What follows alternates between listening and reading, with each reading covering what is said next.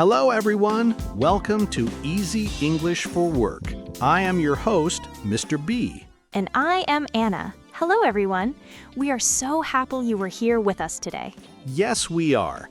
If you are learning English and you want to use English at your job, you are in the right place. Today, we have a very special episode. We are going to talk about using English at work. That is right, Mr. B. Working in a new language can be scary. It can make you feel nervous, but do not worry. We will help you. Today, we will cover everything you need to know. We will talk about writing professional emails. We will talk about reading long reports. We will talk about joining in meetings. We will also talk about daily stand-up meetings and, of course, talking with your coworkers during breaks. Wow, that is a lot of great topics. Let us take it one step at a time, slowly and clearly. Remember, listeners, you can pause this podcast anytime to practice speaking with us. Exactly. Let's start with the first thing you do when you go to work. You see your coworkers, you need to say hello. This is called small talk or informal chatting. Small talk is very important. It helps you make friends at work. It shows you are friendly. But what should a beginner say? Good question, Anna. Keep it simple. When you arrive, you can say, "Good morning," or "Hi, how are you today?" What if it's Monday? People love talking about the weekend. Yes, they do. On Monday, you can ask, "How was your weekend?" Let's do a short role play. I'll be me, and Anna, you be my coworker. Okay. Good morning, Mr. B. How was your weekend? Good morning, Anna. It was great, thank you. I went to the park. How was your weekend? It was relaxing. I read a book and drank a lot of coffee. Notice how simple that was? Anna asked me a question, I answered it, then I asked her the same question back. This is very important. Always ask the question back. It keeps the conversation going. Let us give our listeners some phrases to repeat. Listeners, repeat after me. Good morning. How are you today? How was your weekend? Did you do anything fun? Excellent practice. Now, what about later in the week? You can't ask about the weekend on a Wednesday. That is true. On Wednesday, you can talk about the weather or the workday. You can say, "It is very cold today, isn't it?" Or, "Are you busy today?" Perfect. Small talk does not have to be long. Just a quick smile and a friendly question. Now, let's move to the next topic. Many jobs, especially in technology or office work, have something called a daily stand-up. A daily stand-up? What is that, Mr. B? Do we have to stand up? Good question. Yes, usually people stand up. A stand-up is a very short meeting. It happens every day, usually in the morning.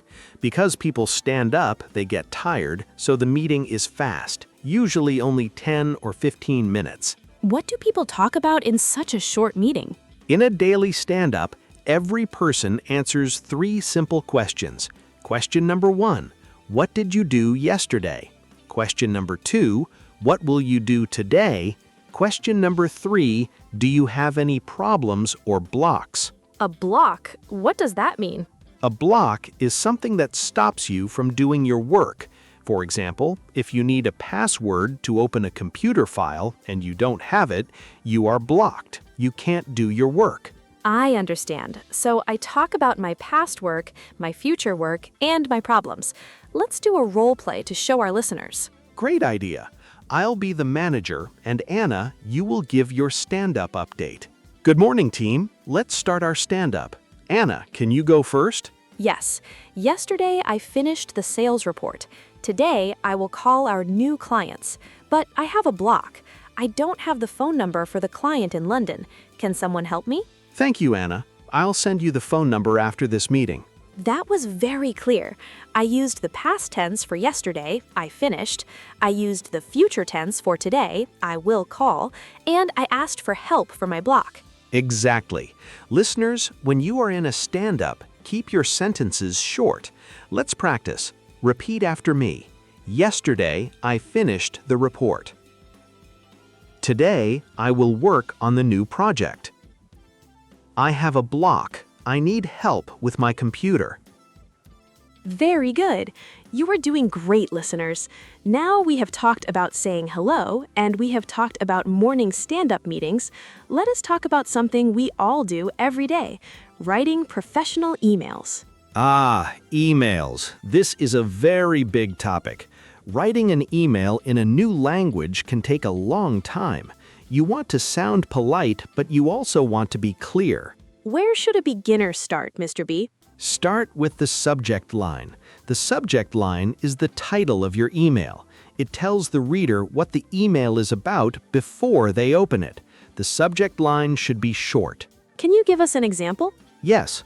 Do not write, "Hello, I have a question about the meeting tomorrow morning." That's too long. Instead, write, "Question, tomorrow's meeting." Or, if you are sending a report, write, "Sales report for July." That is much better. It's short and clear. After the subject line, we open the email. How do we say hello in a professional email? If you know the person well and they are your coworker, you can say, "Hi, Anna," or "Hello, Anna." But if it's a new client or your boss's boss, it's better to be formal. You can write, "Dear Mr. Smith," or "Dear Ms. Jones." What if I don't know the name of the person?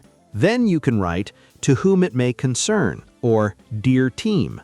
Okay, so we have the subject line, we have the greeting, now the body of the email. This is the main message. What is the best way to write the body? My number one rule for beginners is this: keep it simple. Get straight to the point. In English business culture, people like emails that are short and direct. Do not write a long story. Use simple sentences: subject, verb, object. For example, instead of saying, "I was wondering if maybe it would be possible for you to send me the document when you have some free time," I should say, what? You should say, "Please send me the document," or, to be a little more polite, "Could you please send me the document?" It's shorter, clearer, and much easier to write. That takes the stress away. Let's do a quick practice. Listeners, how do you ask for a meeting?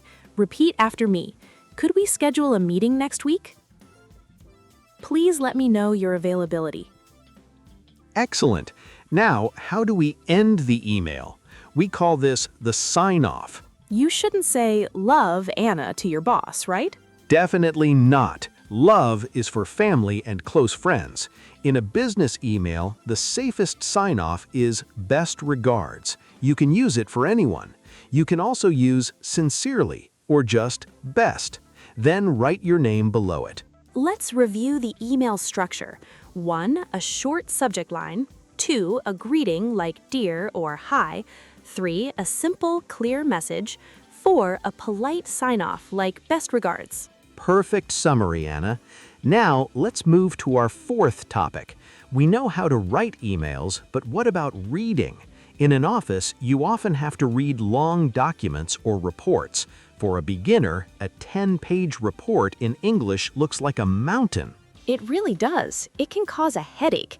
What's the secret to reading reports in English? The secret is don't read every single word. What? Really? But what if I miss something important? In a business report, the most important information is usually easy to find if you know where to look. You should use a skill called scanning. Scanning means looking over the document quickly to find the main ideas. How do I scan a document? First, read the title. Next, read the executive summary if there is one. The executive summary is a short paragraph at the beginning of the report. It tells you the main result of the whole document. Oh, that is very helpful. So the writer gives you a summary right at the start. Exactly. Next, look at the headings. Headings are the big, bold words that divide the text. They tell you what each section is about. Finally, look at the bullet points and the charts. Business people love bullet points.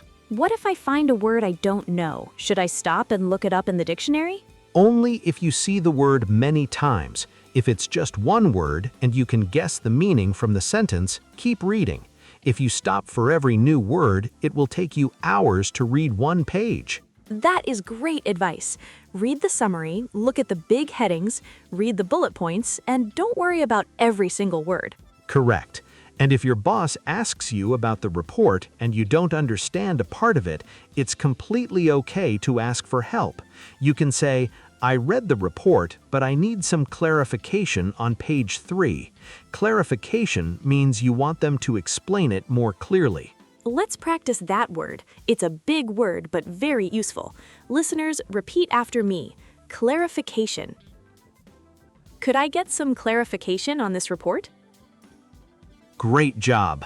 Asking questions shows that you care about your work. It shows you want to understand. Never be afraid to ask questions. That leads us perfectly to our final topic for today, participating in meetings. Yes, meetings. Sometimes they are in a conference room and sometimes they are on video calls like Zoom or Microsoft Teams. For English learners, meetings are hard because people speak very fast. And sometimes people talk at the same time. It is hard to know when to speak. Very true. My first tip for meetings is preparation. Before the meeting, there is usually an agenda. An agenda is a list of things the team will talk about. Read the agenda before the meeting. Look up any vocabulary words you do not know. That way, you already know the topic before people start talking. Exactly.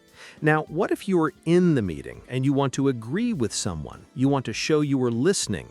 What can you say, Anna? You could nod your head and say simple phrases like, I agree, or that is a good point, or I think so too. Perfect. Those are short and polite. Let us have our listeners practice. Repeat after me. That is a good point. I completely agree with you. But, Mr. B, what if I do not agree? What if I think my coworker has a bad idea? I do not want to be rude, but I need to say something. This is very important. In English, we try to be polite when we disagree. Do not say, you are wrong, or that is a bad idea. That will make people angry. Instead, start by saying something positive, and then use the word but or however. Can you give us an example? Sure. If your coworker says, we should spend all our money on television advertising, you can say, I see your point, but I think social media is better. Or, that's an interesting idea, however, we don't have the budget for it. Ah, I see. I see your point, but that's very polite. It means I hear you, but I have a different idea. Exactly. Let us practice polite disagreement. Listeners, repeat after me. I see your point, but I have a different idea. I understand. However, I think we should wait. What if people are talking too fast in the meeting? How can I ask them to slow down without sounding silly? It's very common, even for native speakers, to ask people to repeat things. If the meeting is on a video call, the internet might be bad too. You can simply say, I'm sorry, could you repeat that please? Or, could you speak a little slower, please? Those are wonderful phrases. Could you repeat that, please? It's polite and professional. Another great phrase is, just to make sure I understand, and then you repeat what they said in your own words. For example, just to make sure I understand, you want the report by Friday? This shows you are paying attention, and it checks that your English comprehension is correct. Let's practice that one. Listeners, repeat after me. Just to make sure I understand, you need this finished by tomorrow? Fantastic. Well, Anna, we have covered a lot of information today. We really have. Let's do a quick review for our listeners. Good idea. First, we talked about informal chats and small talk. Remember to ask simple questions like, how was your weekend? And always ask the question back to your coworker. Second, we discussed daily stand-up meetings. Remember the 3 questions. What did you do yesterday? What will you do today? And do you have any blocks? Keep your answers short and use simple past and future tenses. Third, writing professional emails. Use a short, clear subject line. Use a proper greeting like dear or hi. Keep the body of the email simple and direct, and always use a professional sign-off like best regards. Fourth, reading reports. Don't panic. You don't need to read every single word. Use the scanning technique. Read the executive summary, look at the bold headings, and check the bullet points. If you don't understand, ask for clarification. Finally, participating in meetings. Prepare by reading the agenda. Use polite phrases to agree, like, "That's a good point." Use soft phrases to disagree, like, "I see your point, but..." And never be afraid to ask someone to repeat what they said. This has been such a helpful episode, Mr. B. I think our listeners are going to feel much more confident at work now. I hope so. Remember, learning a language takes time. You will make mistakes, and that is 100% okay. Mistakes are how we learn. Your coworkers will appreciate that you are trying your very best. Yes, be patient with yourself. Keep a small notebook on your desk. When you hear a new English word at work, write it down. You can look it up later. That is a wonderful tip, Anna. A vocabulary notebook is a worker's best friend. We want to thank all of you for listening to Easy English for Work today. You took a big step in improving your professional English just by listening to us. We are very proud of you. If you want to review these phrases, listen to this episode again tomorrow on your way to work. Repetition is the key to success. Have a wonderful day at work, everyone. Speak confidently, smile, and remember that you can do it. Until next time, this is Mr. B and Anna saying goodbye and good luck.